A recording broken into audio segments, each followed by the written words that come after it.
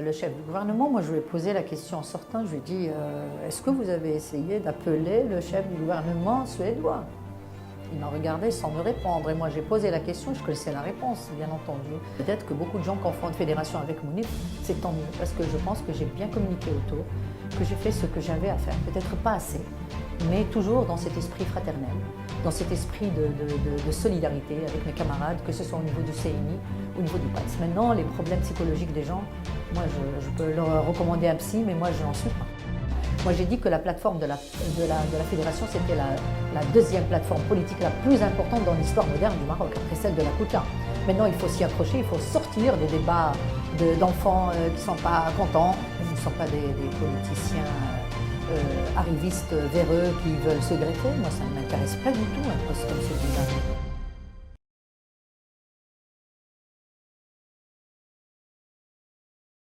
De toute façon, il y avait urgence, il fallait agir.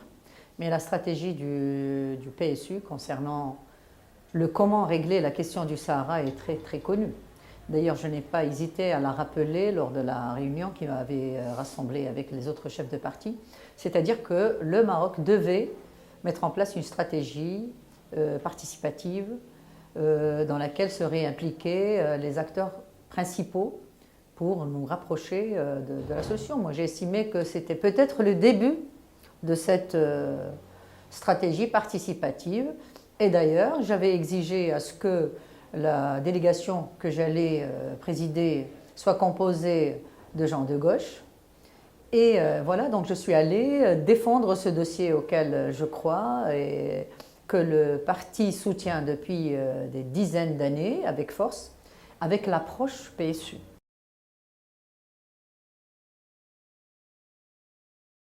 Que la Suède, aujourd'hui gouvernée par un gouvernement de coalition qui regroupe les sociodémocrates et les Verts, avait reconnu déjà en 2012 la RASD et qu'aujourd'hui elle subit une sorte de pression par la société civile et par des parlementaires qui demandent à ce que la motion qui avait été présentée en 2012 par les Verts et par les sociodémocrates et qui avait été à l'époque rejetée par le Rassemblement des modérés, soit représentée de nouveau devant le Parlement. Et en plus, la Suède était présente au niveau de l'ONU et le Maroc craignait que la Suède n'aille dans le sens de vouloir influer sur le fait d'arracher un siège d'observateur permanent pour la RASD, comme elle l'a fait pour la Palestine.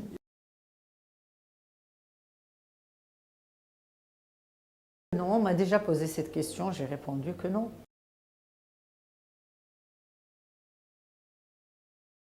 Bien entendu, moi je pense que quel que soit X, on ne va pas attendre que toutes les conditions soient réunies quand il y a urgence pour y aller. Quand il y a le feu, il faut éteindre ce feu, j'estime, c'est l'urgence et il faut continuer parce que moi je n'ai pas dit qu'aujourd'hui tout a été fait. Au contraire, on a été en Suède. On a essayé de persuader les personnes qui étaient en face de nous, et ce sont des responsables et pas des moindres, la secrétaire d'État aux Affaires étrangères, le vice-président du Parlement, le responsable de la Commission des Affaires étrangères, des présidents de centres de recherche très connus. Donc on a fait du travail qui a fait que les Suédois nous ont rassurés que la reconnaissance de la RASD n'était pas à l'ordre du jour. Maintenant, tout reste à faire, ça c'est clair, il faut continuer et par différents moyens. D'ailleurs, quand j'étais rentrée, j'avais précisé clairement qu'il fallait une stratégie claire et qu'il fallait prendre compte de ce qui avait été réalisé pour envoyer une première délégation d'hommes d'affaires, parce que ce qui intéresse aujourd'hui la Suède, ce sont les problèmes économiques qu'elle connaît, le chômage, etc. Donc il fallait ouvrir d'autres voies pour normaliser les relations et ensuite aller sérieusement vers la résolution de cette question.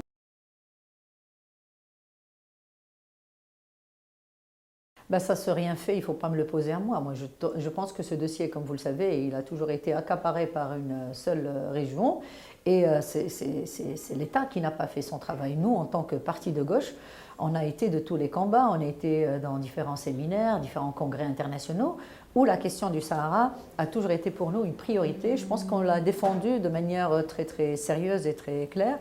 Et ce qui a amené beaucoup de partis qui étaient acquis, soi-disant pour la RASD, à se reposer des questions à l'aune de ce qui se passe aujourd'hui, notamment dans notre région, et des enjeux de la barbarie régnante et du terrorisme, des mouvements et des groupes armés, etc. Donc la création d'une zone de non-droit au sud du Maroc sous tutelle algérienne ne va faire les affaires de personne.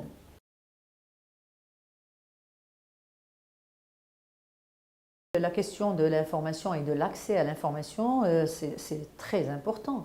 Mais l'État doit faire ce qu'il a à faire, puisque c'est une priorité nationale. Nous avons vu que le Maroc n'a pas pu résoudre cette question qui est très complexe et qu'il a besoin de toutes les compétences nationales pour le faire. Et pour impliquer les gens, la première des choses, c'est de les informer de manière continue, de les impliquer. Si l'on veut que demain la communauté internationale nous écoute et nous écoute avec sérieux, il faut qu'on soit sérieux. Et pour qu'on soit sérieux, il faut que l'on s'engage vers les vraies réformes dont notre pays a besoin. Il faut qu'on aille directement vers la démocratisation de l'État et de notre société. Il n'y a plus de temps à perdre, parce que là, le déficit d'image accumulé par le Maroc à l'étranger joue en notre défaveur. Donc c'est par là où il faut aller. Donc renforcement du front interne par la démocratie, par le respect des droits et des libertés, et renforcement également de la diplomatie officielle et parallèle, en donnant la possibilité à la communauté marocaine vivant à l'étranger pour jouer son rôle.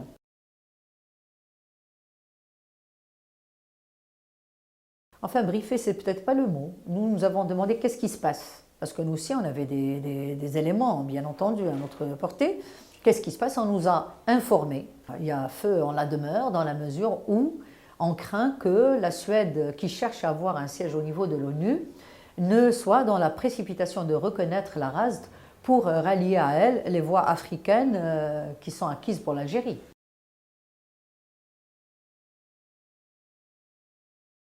Ben écoutez, normalement, moi j'ai mon avis, c'est l'avis du parti. À mon sens, moi je veux un gouvernement qui gouverne et que les pouvoirs soient séparés et que les dossiers soient aussi identifiés. Qui gère quoi? Mais pour l'affaire du Sahara, tout le monde sait qu'au Maroc, c'est une affaire qui est restée aux mains de la monarchie. Et bien entendu, c'est le ministère de l'Intérieur qui a un rôle important dans ce dossier-là. D'ailleurs, le chef du gouvernement, moi je lui ai posé la question en sortant, je lui ai dit est-ce que vous avez essayé d'appeler le chef du gouvernement suédois? Il m'a regardé sans me répondre. Et moi j'ai posé la question et je connaissais la réponse, bien entendu. Et c'est la raison pour laquelle nous disons que pour que le Maroc puisse évoluer vers une véritable démocratie, il faut une séparation des pouvoirs. Il faut un gouvernement qui gouverne.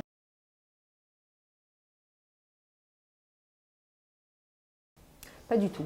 Parce que pour la gauche au Maroc, je pense que c'est quelque chose qu'il faudrait rappeler. La question démocratique a toujours été liée à la question nationale.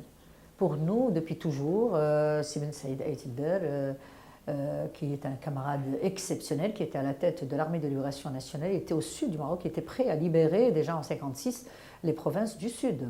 Et d'autres militants, et d'autres formations. Ali Atta, il y avait Abdelrahim Bouabid qui avait refusé à ce qu'on parle d'organiser un référendum au niveau du Sahara, parce que pour lui le Sahara est marocain, il n'est pas question qu'on pose la question à quelqu'un pour dire s'il veut ou pas que le Sahara soit marocain.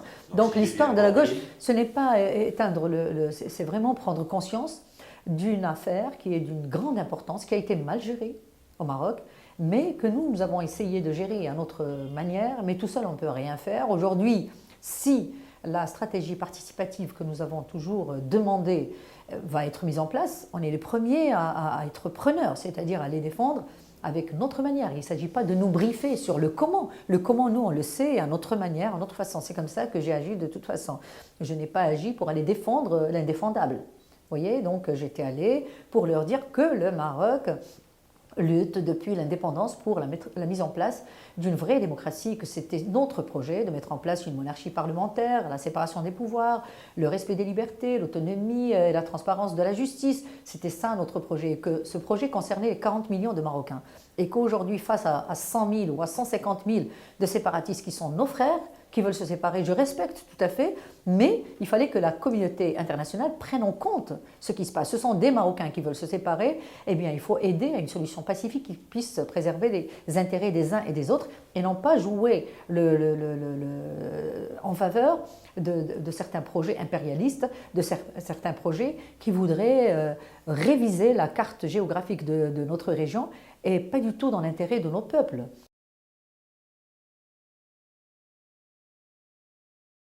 Non, c'est des chantiers parallèles. Moi, je ne peux pas attendre que le Sahara ne soit plus marocain pour parler de démocratie. Ce sont deux chantiers qui sont menés en parallèle. Donc, il y a toujours eu ce parallélisme et cette force de défendre et l'intégrité territoriale parce que nous avons considéré que le Maroc a été partiellement décolonisé en 1956 et que la décolonisation totale, c'est avec la récupération de tous les territoires, que ce soit au sud ou que ce soit Ceuta ou Melilla et les autres îles marocaines. Pourquoi on n'en parle pas?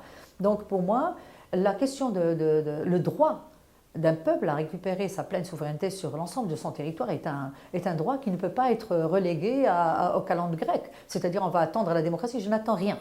Nous, on lutte pour la démocratie, on lutte aussi pour récupérer notre souveraineté sur notre territoire. Il n'est pas question de laisser cette partie du Maroc à un régime algérien ou à tout autre groupe qui voudrait en faire ce qu'il veut, une zone de non-droit. Non. Nous, on veut accomplir notre rêve à travers ça. Ce n'est pas de l'hégémonie marocaine, mais c'est le projet du peuple marocain avec le peuple algérien frère et les autres peuples de la région pour construire le Grand Maghreb et ouvrir des perspectives heureuses de démocratisation et de développement pour la région.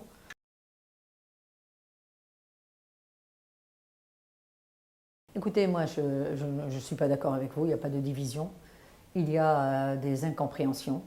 Il y a des états d'âme, surtout. Moi, je pense que j'ai pas mal géré, et la fédération, et cette question du Sahara, toujours dans la transparence, toujours dans la concertation avec mes camarades. D'ailleurs, quand on m'a appelé, la réunion s'est déroulée lundi, le mardi, on m'a appelé pour me dire que je présidais la délégation.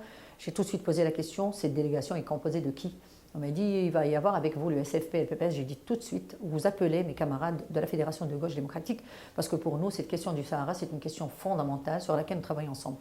Appelez-les, s'il vous plaît. J'ai insisté à plusieurs reprises, ils les ont appelés. Ben, un peu tard, peut-être, oui, un peu tard. Et les camarades en ont pris un peu pour leur ego, j'imagine. D'ailleurs, Sibn Amar m'a précisé que le communiqué qu'ils avaient publié, c'était pour donner un signal au système, pour leur dire ce n'est pas normal que d'exclure certaines composantes importantes dans la résolution de ce dossier et dans le règlement de certains conflits, et pas du tout contre moi. D'autres composantes ont eu un discours un peu malveillant envers ma personne, mais moi je ne prends pas ça en compte, parce que pour moi, il y a des hommes et des femmes qui font l'histoire. Il y a d'autres qui resteront en marge de l'histoire. Et ce n'est pas une personne qui représente un parti, ce n'est pas une personne qui représente la fédération. Aujourd'hui, peut-être que beaucoup de gens confondent fédération avec Mounib, c'est tant mieux, parce que je pense que j'ai bien communiqué autour, que j'ai fait ce que j'avais à faire, peut-être pas assez, mais toujours dans cet esprit fraternel, dans cet esprit de solidarité avec mes camarades, que ce soit au niveau du CNI, au niveau du PATS. Maintenant, les problèmes psychologiques des gens, moi je peux leur recommander un psy, mais moi je n'en suis pas.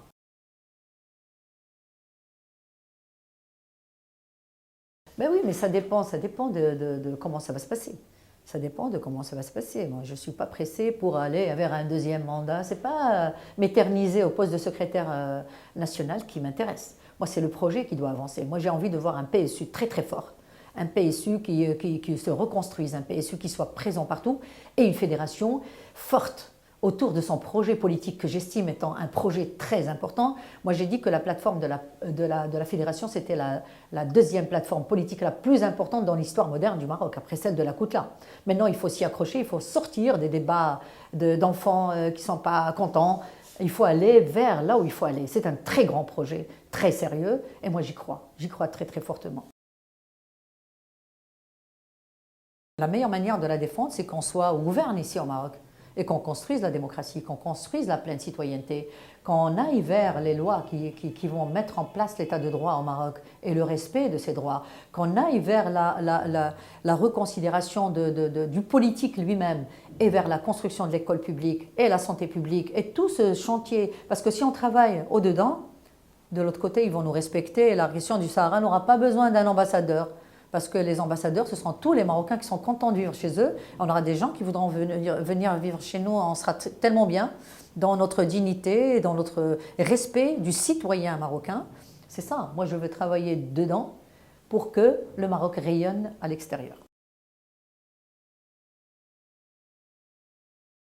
Mais vous rigolez, moi je suis à la tête d'un parti qui a milité depuis des années, un parti qui aujourd'hui construit difficilement une fédération qui s'ouvre, mais avec beaucoup d'espoir, sur des élites, sur des femmes, sur des jeunes, sur des intellectuels. Et nous avons un projet alternatif. On n'est pas là, nous ne sommes pas des politiciens arrivistes véreux qui veulent se greffer. Moi, ça ne m'intéresse pas du tout, un poste comme celui-là. Mais qu'est-ce que ça voudrait dire? Que je vais abandonner ma vie, mon projet, ce que je suis pour aller devenir ambassadrice? Ça ne m'intéresse pas du tout. Mais gouverner, c'est... De toute façon, au niveau local, nous avons nos camarades qui gouvernent au niveau de certaines communes, même rurales, ils font un excellent travail. Pourquoi on ne parle pas de ces gens-là? Pourquoi ils ne passent pas à la télé? Pourquoi on les prenne comme exemple? Avec très très peu de moyens, ils arrivent à faire énormément de choses. Demain, si on est au niveau du Parlement, et pourquoi pas si on est au gouvernement, de toute façon on a vu le parcours de certains partis, si la démocratie est respectée, si ça devient une véritable culture au Maroc, si on respecte la volonté populaire, peut-être que la fédération demain arrivera et gouvernera, et certainement qu'elle gouvernera d'une autre manière, une manière moderne, une manière démocratique, une manière qui voudra dire que, ça y est, on n'est plus des sujets assujettis, on est des citoyens avec une pleine citoyenneté.